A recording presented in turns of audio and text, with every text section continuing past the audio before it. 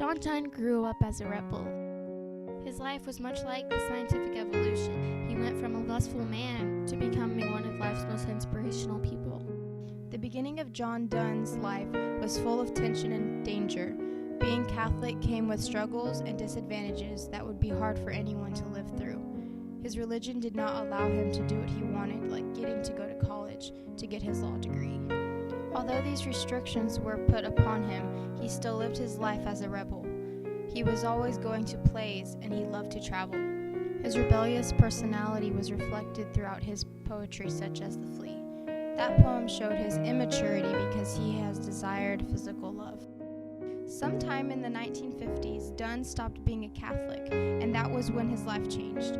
Doors opened for him, and he got a job as a secretary for a guy named Sir Thomas Erskine. Donne was starting to climb the social ladder.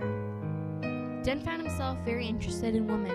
Unfortunately, he falls in love with his boss's daughter, Anne Wool, who happened to be only 17 years old. They secretly got married, and Anne's father had Donne imprisoned, which ruined his career.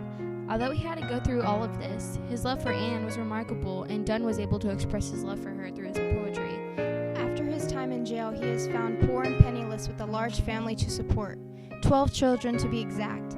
5 of his children passed away before reaching maturity, which caused a harder time for him and his wife. In the third and final part of his life, we see that Donne, who is in his mid-40s now, has recently lost his wife.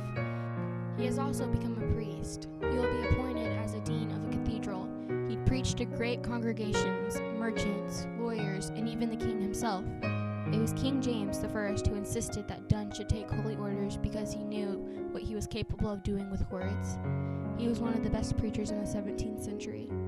Donne establishes his reputation as an innovative literary genius by using the challenges he faced in life, such as death, love, religion, and his rebellious personality in his poetry.